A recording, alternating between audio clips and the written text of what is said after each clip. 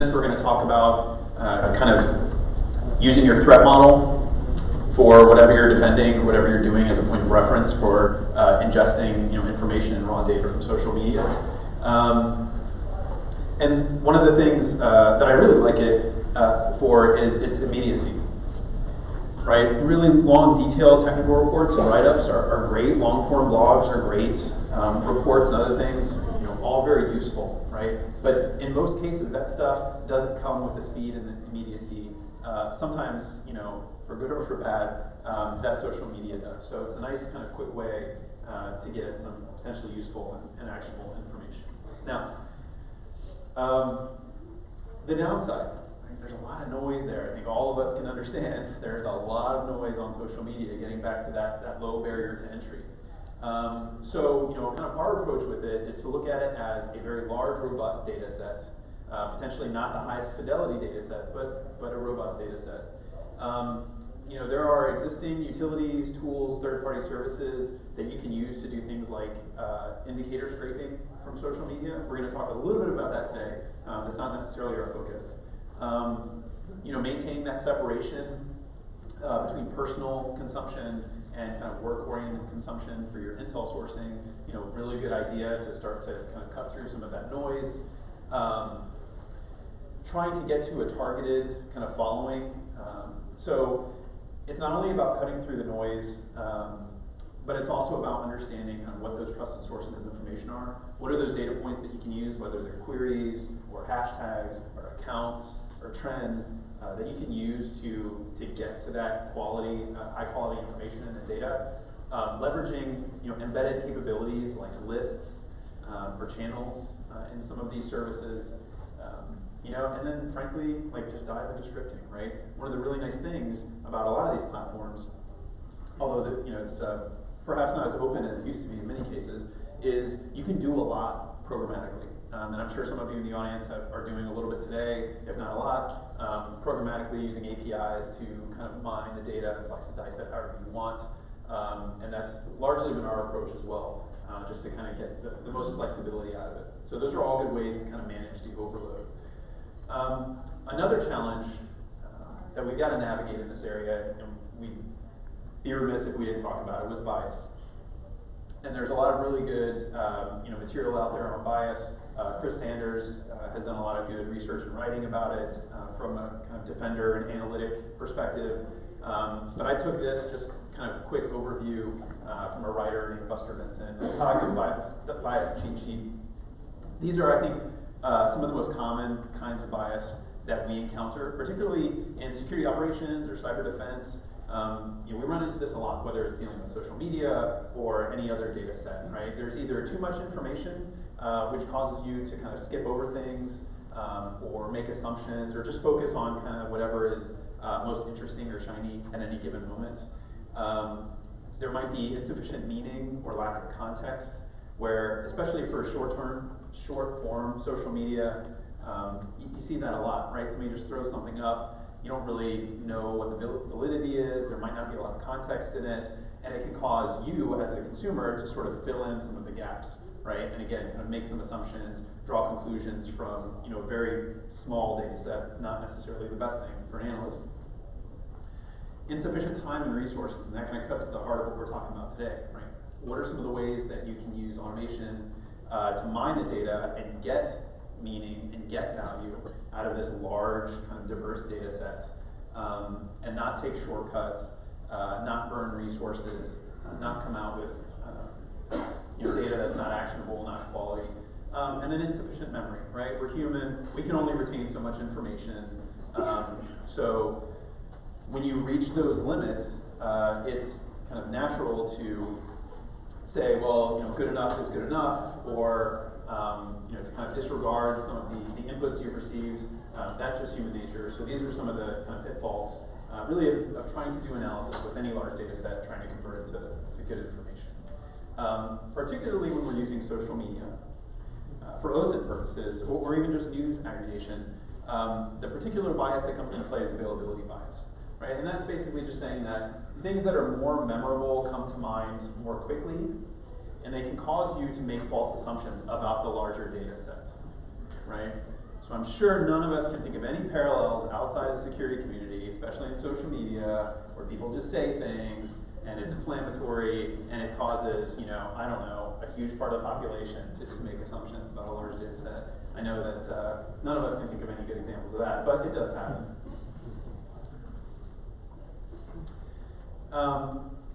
Okay, so I promise in a few minutes we're going to start digging into the technical part of it.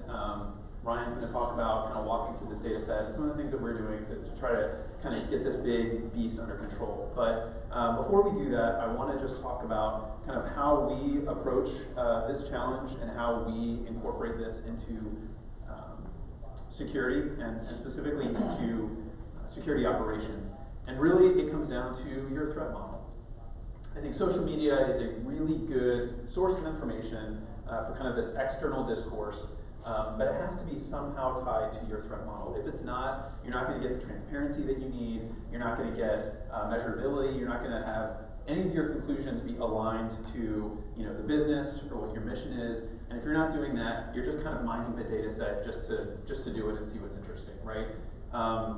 You know, you have to start off with a good threat model. You have to understand, you know, how your organization generates value, particularly if you're using social media to understand, you know, how people are talking about your organization that you're charged with defending, talking about how they might target it, talking about threats that aren't specific to you but might impact you. You have to understand how your organization generates value and how that value could be disrupted or hijacked by a malicious party, right? If you don't understand that, probably not in the right starting place for doing any kind of analysis, much less social media analysis. And that's really going to shape everything you're doing, from intelligence collection and applying that intelligence to your operation, to picking technologies, to actually doing your analysis, incident response. You know, everything else really has to flow from that. Okay, and really that can impact what your use case is. So, you know, OSINT is a hugely broad discipline, and you know, we know people, some of whom are standing in this audience, you know, colleagues who are using it for everything from, you know, seeing who's trying to run disinformation campaigns to try to maybe game a system if your business or part of your business deals with, you know, online ratings or reviews. You know, I think a lot of us are aware of kind of concerted campaigns to impact some of those services and sites. Social media is a good place to kind of mine, to understand, you know, where people might be doing that. You know, leaks, doxing, that kind of stuff.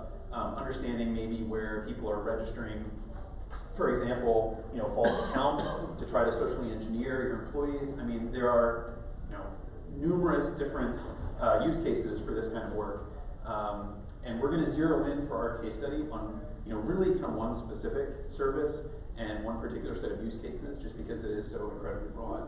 But we want to just kind of illustrate our approach with one of these things. Okay. I don't want to move forward without also acknowledging that there are lots of commercial threat intelligence services, feeds, third-party sites and services, public repos, news aggregators. I mean, there's a lot of stuff out there that exists for you to do this kind of intelligence collection, or even just analytics. But what we found with most of those services, particularly where a lot of the social media APIs are starting to be narrowed and more heavily monetized, so there are a lot more restrictions with what those third-party sites and services can do, we didn't really get the flexibility that we wanted to be able to slice and dice the data in the way that we wanted to. And so, you know, we found that a lot of these, you know, they're very good for the purpose for which they're built, but if you're trying to kind of repurpose them for kind of more customized intelligence collection or customized information collection, there are quite a few limitations. And so it just pays to really be aware before kind of diving in on, you know, one particular third-party service. For our research, we looked at vlogs, blogs, you know, you name a major social media site, and we probably kind of looked at it and messed around with the data set. You know, Twitter, we found, was the one that I think is not only most active right now, at least in like a public way, but also the easiest to navigate programmatically. And so that's kind of the one that we focused on today. I think we're going to talk a little bit more about that. So as we narrowed down kind of where our focus was going to be with doing this kind of work using some of these social media sites, these are really kind of the key questions that we wanted to ask to drive our research. And that was, where can I find the most and the best, most quality original information and timely information? Sorry, I'm going to use this word again. Who are the real influencers in cybersecurity? And I don't mean the kind of like clever pictures that we're including in the slide deck, but I mean, people who really do have something original to say or contribute that can help you in what you're doing day to day. Who are those people? How do we find them? It's not always about followers. It's not always about some of the stats that are right there on Twitter or other sites. We're going to talk about how to kind of get through that to that group of people. Because there are some that are flying under the radar. And so what are the information sources that are kind of under the radar that maybe are not going to be trending, they're not going to be top followers, they're not going to show up in any of those third-party lists or services, but in terms of ratio, like signal to noise, a lot of signal in some of these accounts and in some of these kind of queries that you can narrow down to. So now I'm going to hand off to Ryan. He's going to talk about kind of how we dove in by way of like a case study with Twitter, how we dug through that data set. Thanks, Mark. Can you hear me in the back? Okay. So as Mark alluded to, Twitter became one of the most obvious choices for us to dig into based on the quantity of information, but also what we could find at the tail end, which is the quality of information. We took an approach to leverage their API, which by far suited our programmatic goals. We did a mixture of local and AWS-based hosts using the EC2 free tier. I think we went over a handful of months. This really has been going on for about 9 months, and we probably went over the free tier limit probably half that time to the tune of $6 a month. So we were able to do a lot of data gathering, as you'll see some numbers here in a minute, in that 9-month period, and we were to do it at a very low cost.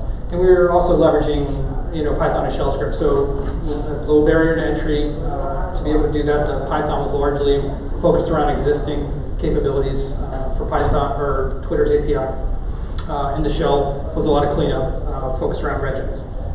When we started to dig into the data, the question became, where is our starting point, right? So if you are a Twitter user or you're in security and you're considering trying to use Twitter as a mechanism to gather information, where do you even begin? So we kind of took a tact of, all right, Google, who are the top Twitter accounts to follow, right? Google's all too happy to show you 15 blogs that have top 30, top 100, and a lot of the same names kind of bubble to the top. Some of them you'll see here in a minute.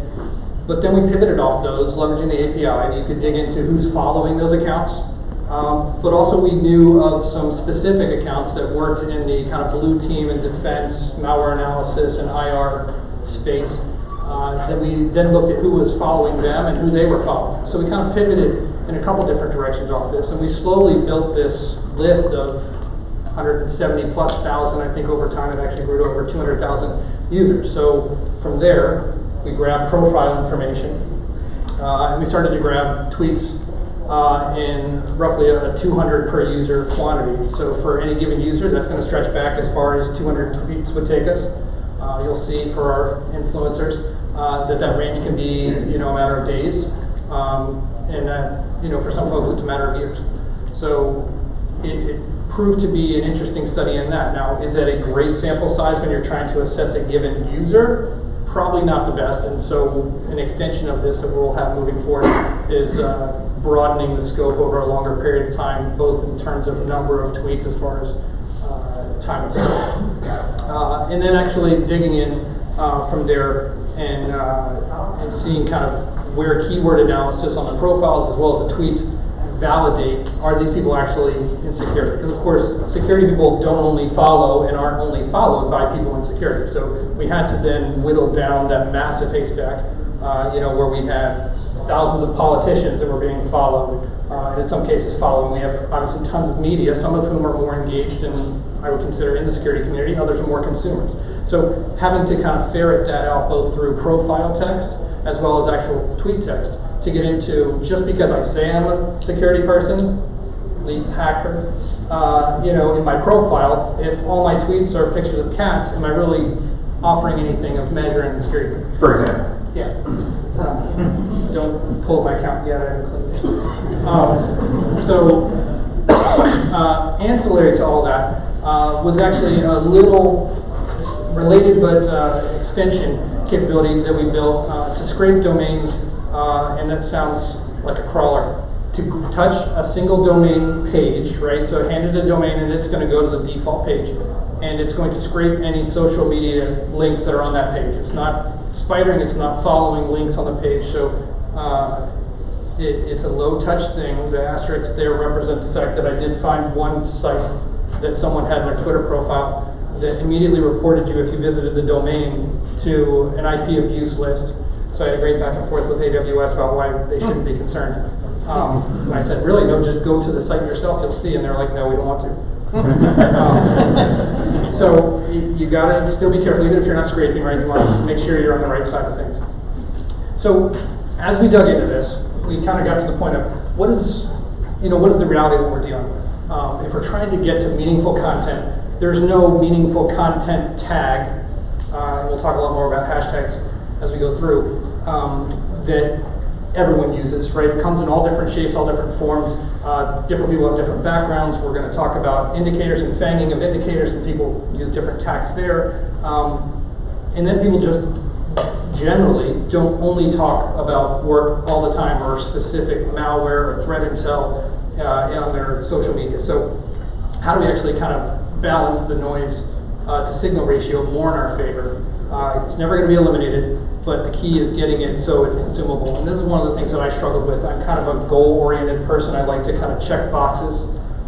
So when I get into Twitter and I'm following even 100 or 200 users, and I can't get through everything before it says I have more messages, like that to me is a daunting thing. And heaven forbid I'm actually trying to get meaningful content out of it, not just see what the latest talking point, other people going, this as a retweet into the Twitter echo chamber. So an example of this is, as I narrowed down the accounts to what we considered really valuable for intel discussion, one SlideShare profile, as an example, showed up 4 times more than any other. And for some reason, it was this B2B contacts account that has nothing to do with security. 2,200, I think, posted SlideShares, most of which I think are very short. They're probably just content that someone took and posted. And it's really interesting that this is kind of the thing that still bubbles up even when you have a refined data set. So it's not going to be perfect, but the key is if it really needs to get closer to perfect, you're going to have to do some scripting. It's not going to be something you're certainly going to do in a native client or a third-party client. So as we talk about Twitter, some user classifications kind of bubble up that you'll start to see. And this is kind of what we determined, and hopefully you don't kind of judge those around you. And when you look at Mark and I, we certainly judge each other around what our accounts are. But the person that we would all really like to focus around is the community builder. So this is someone who's not only originating some content and sharing meaningful things, but they're also engaged in the discourse with people. They're contributing. You see a lot of this out there in the InfoSec community where people, even if it's down to the, hey, I have someone who's new to the community and they're looking for a job, or I got let go, and those are beautiful stories where you see people actually engaged to support each other. That's Twitter to me at its finest.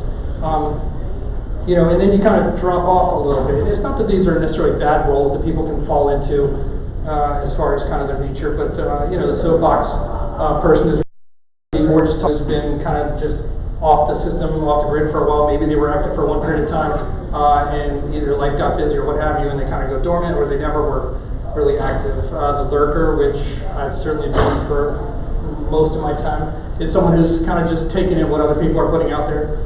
Again, not bad things, just different ways of going. There are people who more consume content and then broadcast it back out there. Again, they're getting that message out, so not a bad thing. They fall into the echo category. The commentator is very similar to the echo category, where you're rebroadcasting content, but you're typically offering some kind of commentary, more than just kind of like the arrow pointing down this. I've done that. There. And then the last one, that's a kind of hard word we had in there, fraud, but we do see evidence-based results where people are taking other people's tweets, repurposing them. It doesn't show up as a retweet. It doesn't show up as a quote. It just shows up as original content from that person when clearly it is an exact same tweet we saw previously from someone else. And so that's disappointing. Sometimes that can happen just in the course of kind of cutting, pasting, and doing all that. I get it.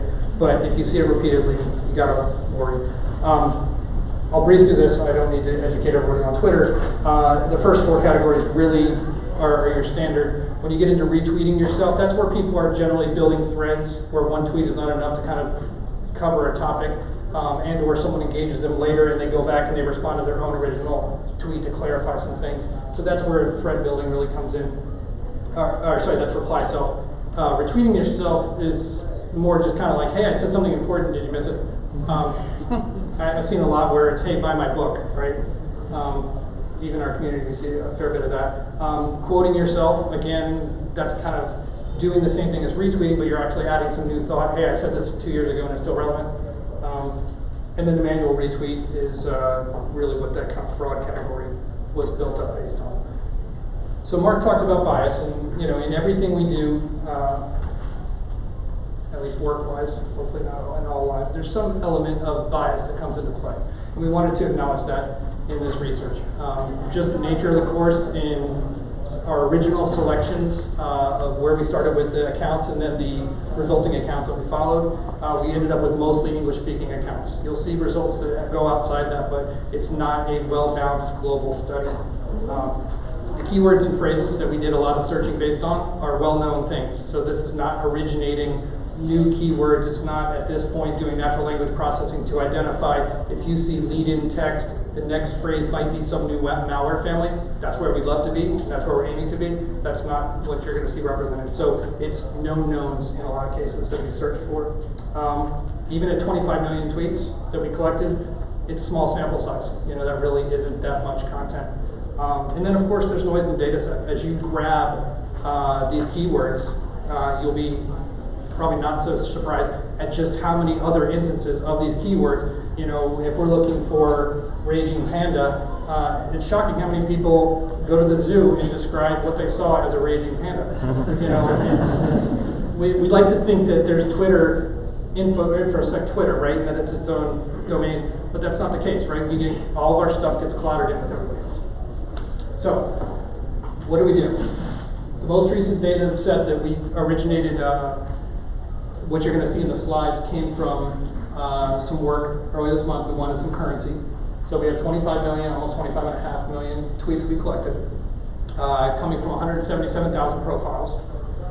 We leveraged 220 somewhat generic security keywords and phrases, many of which you'll see on the later slide, as well as there's the APT Google spreadsheet out there that kind of talks about actor campaigns, actor tools, and actor groups and general names of all these things. We collected terms off there, kind of whittled out the stuff that we knew was going to be way too noisy, and leveraged a bunch of those terms to, again, see who's talking about the things that people would generally consider really interesting. And then you're going to get ancillary benefits by following people. So, what did that result in?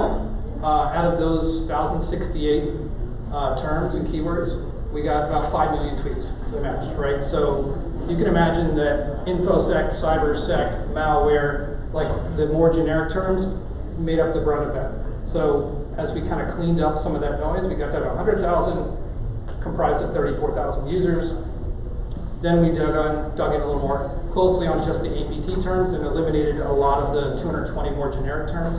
And that got us down to 15,000 users. And then finally we said, okay, well, who's using more than one term in these 200 tweet samples? And we got to about 6,700 users. So we said, okay, like that's a pool we can work with more closely. As we looked at those users, we looked at only their original tweets, so we didn't want to catch stuff that they were rebroadcasting over the last 45 days to, again, keep a manageable data set. And we looked at who they were adding, who they were, what they were hashtagging, the URLs they were embedding, as well as other tweets, or other traits of those tweets. What does it look like when we actually dig in? So we pull back data on the API. The API does not serve data like this. You've got the tweet at the bottom. That's how you would see it in your browser. What you're seeing up top is basically our flat file data store of that same tweet. So why the delimiter of pound till pound? It goes back 15 years where we were working in data sets, and that's one of the few things I found that would never show up in URLs or other data that we were working with, so it just worked, and it just levers that forever. I highlighted a couple things. One, starting around where it says wrote a post tonight, right? So that's the main part of the tweet text, the end of the second line. You'll see that Twitter takes every URL and Twitter shortens it to t.co. They do provide the option in the API to pull back the actual URL so you can have those. And they separate those with their own delimiter, the less than till greater than. They do the same thing with the hashtags. So they don't encode those anyway, but at least you have those in separate fields. Really makes digging into the data a lot quicker. So kind of going back to that influencer discussion, kind of who are the most followed people. So just based on profile follows, you know, we have these 20 folks, and I apologize for the folks in the back.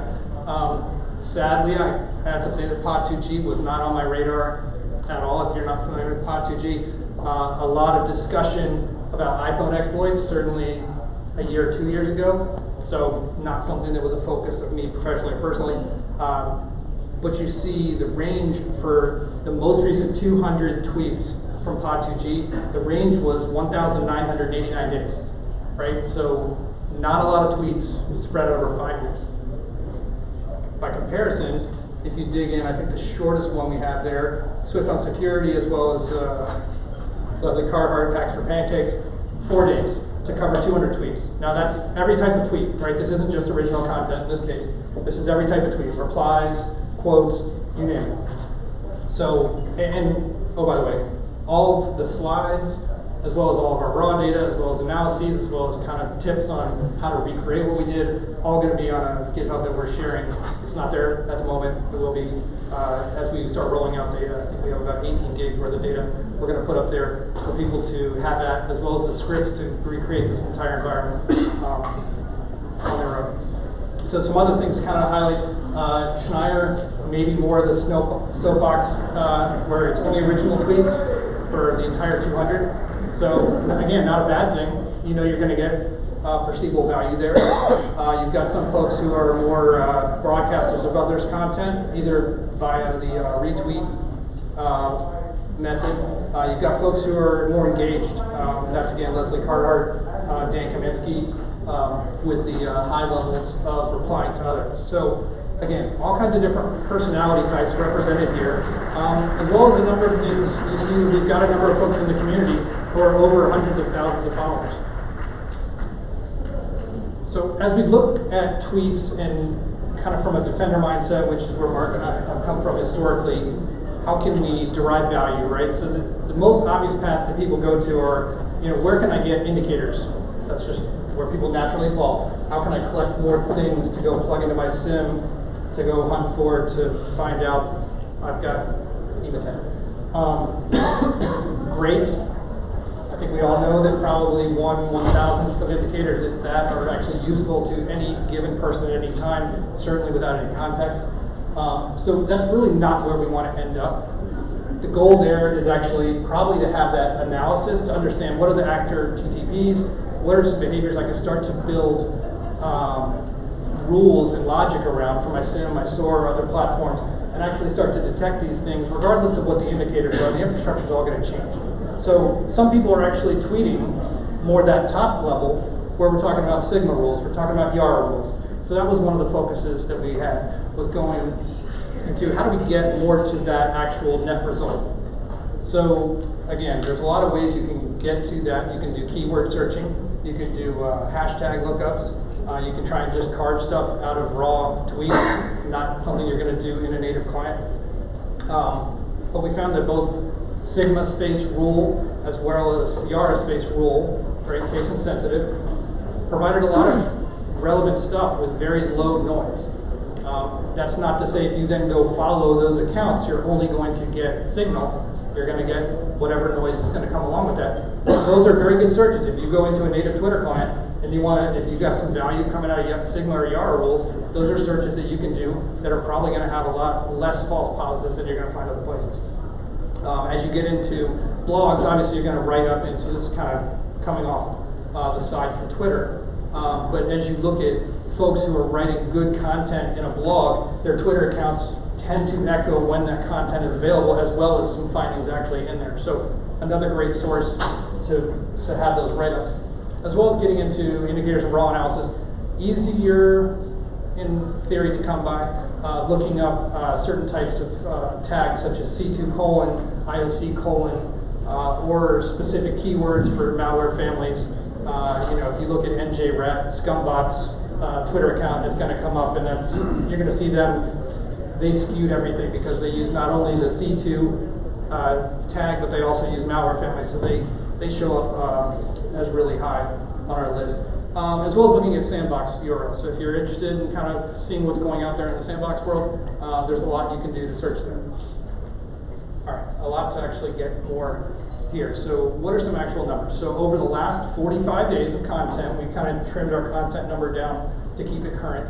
Again, looking at only original tweets, you see some basic numbers around a few searches. So you got 331 hits for Yara, 70 for Sigma. Out of those, 250 different users made up that 401 hits.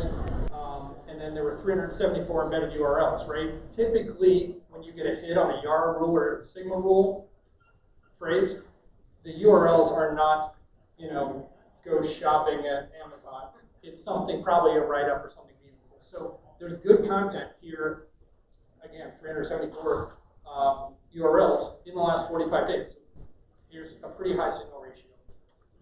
As far as those tweets, what were the hashtags that came up most frequently? You can expect hashtag Yara, malware, noise, defer pretty good, Sigma good, no noise. You'll see in a minute. Cybersecurity noise, infosec noise, threat hunting better, APT hit or miss, better with a number attached to it. SIM and security, again, hit or miss. I threw this out there because I thought it'd be interesting. Out of those URLs, kind of what was being linked, you see some virus total things. You see SOC Prime is a big player, certainly in the Sigma rule space. The GitHub accounts. Tons of people are moving to using GitHub more as a social platform, right? I'd say moving. There's people that have been doing this for a number of years. So, and certainly when you're getting into Yara and other rule logic, write-ups and other things, GitHub is huge. We're going to dump a whole slew of GitHub accounts. At first, it's probably going to be more exactly that, a dump. What we're going to look to do is actually navigate those and break them down by discipline. And so all of our content, that's where we're looking to go, is actually that people go, okay, I'm either new or I'm working in a certain discipline or I'm looking to move to a discipline. So being able to go in there and say, okay, I'm looking to get into defer. So here are things specific to defer, slide shares, speaker decks, speaker broadcasts, you name it. We're going to aim to have our GitHub kind of tie back to those things. If you are focused on IOCs, so not something, again. Forget all the bad things you just said about IOCs. Yes, we do great work. It's, a volume thing, so with that in mind, trying to keep those numbers down. When you look at fanging of indicators, which is a great way to keep them from just being red flag binary number systems that might already be aware of a given indicator. The most common things we're seeing are bracket period, bracket D, bracket, HSXP, right? So simple ones there. The tag C2 and IOC. You see some numbers around the volume used there. Very similar numbers, 374 actually on the URL count. So I think that actually is all for low. But who is using those things most frequently? As I mentioned, Scumbots. So again, we had 200 tweets max from every account. So clearly, we're getting some redundancy in Scumbot's account, and that's coming from both the use of the C2 as well as some fanging. You see a number of other good accounts. These, again, are pretty good signal accounts if you want to be following. We've got some lists that you'll see later that are tagged or tied to my Twitter account, so you can go look at those and pull those. I recommend the one that is tied to the IOC and FANG indicators tag. You're probably going to get a little more noise if you go to the one that's actually focused more around the YAR and Sigma rules. I would actually do those searches explicitly. A little bit different when you look at the QDN. You're seeing a little more sandbox activity. You're seeing paste bins, some fish tank, a lot of fish activity. And the hashtags, again, you're getting a fairly generic set of hashtags early on, but then you start to get into some malware families, and those can be valuable. Hashtag rat, your mileage may vary depending on the country. But I think certainly as you get into Loki bot, Agent Tesla, those type of things, they're going to be more valuable to dig into. To that end, so this is, the scale is based on prevalence for kind of those threat hunting keywords. So this is largely that APT Google spreadsheet terms extended slightly. Some things get skewed, APT 1, 2, 3, 4 all get skewed because if I search for those, I'm going to catch APT 11 through 19 as part of APT 1, right? So APT 11 and 19 will have their own numbers, but APT 1 will be the collective of all of them because of how the regex was working. Even in scripting, you're going to run into some challenges there. Fortunately, there wasn't too much noise out there for Fancy Bear. But there's a lot of value to actually be found out there. Looking at sandboxes, I thought this would be an interesting study. So there's probably, I want to say 5, 6, 7 more sandboxes that are live out there, and probably even more than that. They're not getting tweeted about, certainly not recently. So over the last 45 days, the left 2 columns kind of cover sandbox mentions. The right side is across the entire data set. So again, an interesting note was recently that any run is coming in about 720 mentions, whereas virus total is 511. Historically, virus total was much higher than any run. So I don't know if this is a trend that people are moving more to any run as far as sandbox, but it seems like at least in recent times that is more the case. You also see some of these more fringe ones down the bottom that we're doing more specific analysis around Android, PDFs, etc. Those are kind of dropped off the radar. There's some country-specific ones in here as well. There are probably many more that we didn't hit just based on our user base and our ability to get through translations. When I talked about generic search terms, one of the things that you're going to see is prevalence of malware. Any media story, of course, is going to talk about InfoSec is going to have malware that just shows up. So these things all get kind of inflated. So the value for the keywords here is more the ones that are hiding in the back. It's things like BSides, threat hunting, DEFCON, the ones that are red team, they're tiny ones that I can't even see. I'm going to make all this available so you can actually look at the numbers.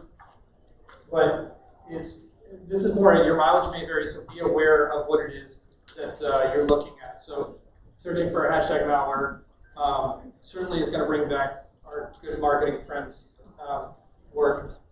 I think the peak for hashtags in one tweet that we have is 47.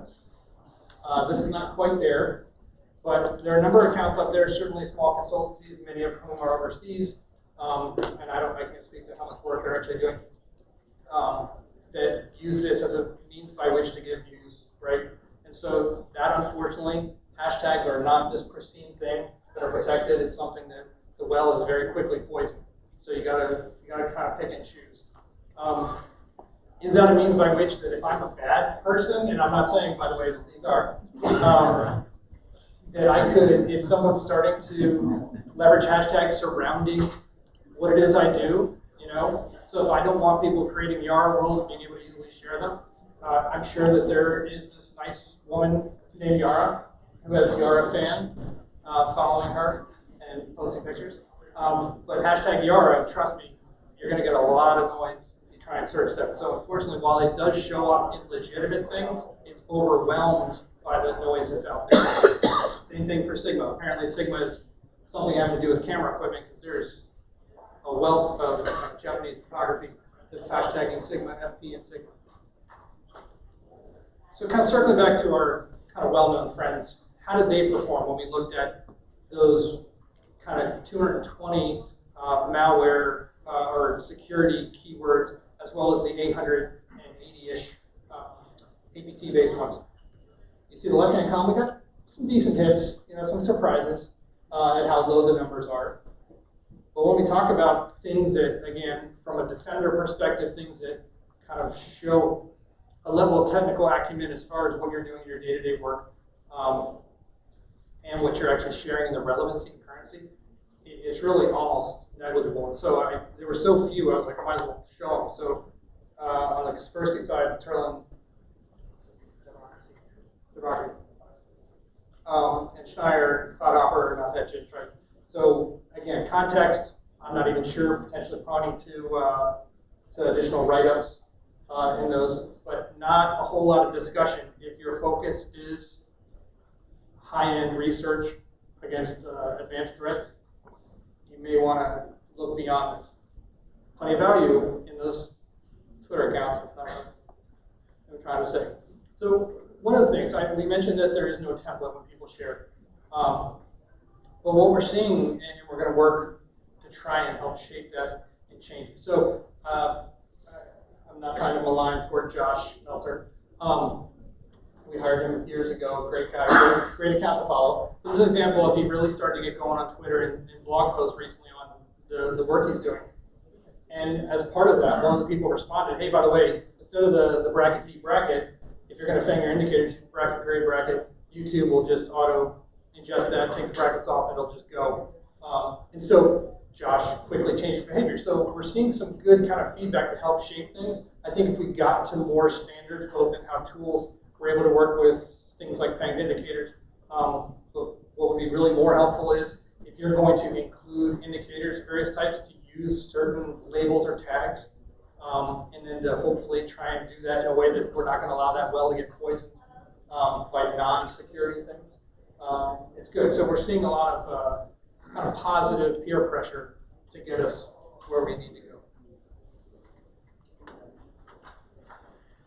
Okay, so just to kind of wrap things up, hopefully we've kind of highlighted some of the differences in terms of format and use cases and analytics and consumption between kind of these more non-standard social media data sets and something like an Intel feed that might be in a very standard format and meant for programmatic consumption and processing. So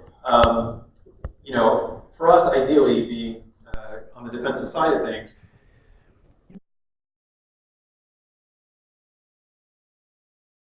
discussion, all great, but I really, at the end of the day, I want to get as fast as possible to information that's actionable for me, that I can use to dump straight into my operation, whether it's rules, like Ryan said, playbooks, queries, hunting methodologies, things like that. So, we're going to be sharing, as Ryan mentioned, a bunch of resources, I think, to kind of help folks do that. But once I get my, my list down of sources that I trust, of queries that have very high fidelity, good signal to noise ratio, now what do I do? And really, this is where you can kind of pivot and turn into your more traditional, cyber threat intelligence, operationalization, processing kind of workflows. Prioritize the intel that you have, validate it, contextualize it, pivot if you need to, create those pieces of custom content, those playbooks, so they can be operationalized kind of in your technology. And then ideally, share back. I mean, that's the great thing about these platforms. Sometimes it's a great thing. You can share back with the community. Hopefully, with some of the data points that we've shared today, those of you who are posting research or posting indicators or posting other analyses, raw data, there's some kind of more effective ways to do that and maybe less effective ways to do that, where you can reach a broader audience and kind of get the most feedback. But hey, wouldn't be a party if you guys didn't leave with prizes. So we're going to be posting, like we said a few times now, a lot of data from some of this research, some of our scripts and queries, follower lists, resources to the Bionic GitHub. We have to get it cleared from legal and export. No, that's true. We just haven't done it yet. But we'll do it very shortly, probably in the next 24 hours. 24 to 48. 24 to 48 hours. 18 gigs of data in the raw. So a lot of the stuff will get out there by tomorrow. And then some of it's just going to take however long it takes GitHub to accept that. Right. In addition, one of the things on Ryan's Twitter, he's got Twitter lists of followers, born out in large part of some of the research we've done here. We'll be sharing that social scraper for domains that he mentioned, where you can pull out all the social links without spidering entire websites. Just little things that are kind of handy to have. We've talked a lot about Twitter today. Again, principally because it was the easiest to kind of illustrate kind of digging through the data set, and there's a lot of like interesting data there to look at. But also, we found, I'm sure I don't need to tell many of you this, there are a lot of great Slack communities out there. That's another fantastic resource people don't always think about, don't always look at first. A lot of those are kind of closed or invite only, but there's a lot of good stuff there. News aggregation sites. Here are some examples of some that we find particularly valuable in terms of like aggregation and providing actionable information. Even now, like Twitch is getting into the game with a lot of like instructional kind of tutorial kind of videos on there that are really good. So if you're kind of in that social space and you're interested in pursuing that more, or looking for more resources beyond going into Google and typing like how to cyber, or something like that, there's lots of good resources out there. Here are just some examples. Okay. Future plans. We're going to kind of continue this research. I think there's a lot that we could do here that we just haven't gotten to yet because, quite frankly, there's so much data and there's so much stuff and there's so few standards in terms of how, our little niche is discussed and presented. That's kept us busy for quite some time. But we're going to continue to maintain the projects. And part of, us sharing them is obviously, we love contributions and collaboration, but definitely plan to continue making refinements to kind of what we're doing and making it more specific and actionable. And so, welcome you to come find us. We're also on Twitter. My feed is one of those mixed, you're going to hear like InfoSec stuff. Be like, I watched Watchmen last night, it was awesome, and like, there's gonna be all kinds of stuff. But yeah, feel free to hit us up and ask any questions either now or later. Thank you very much for coming out today. Thanks.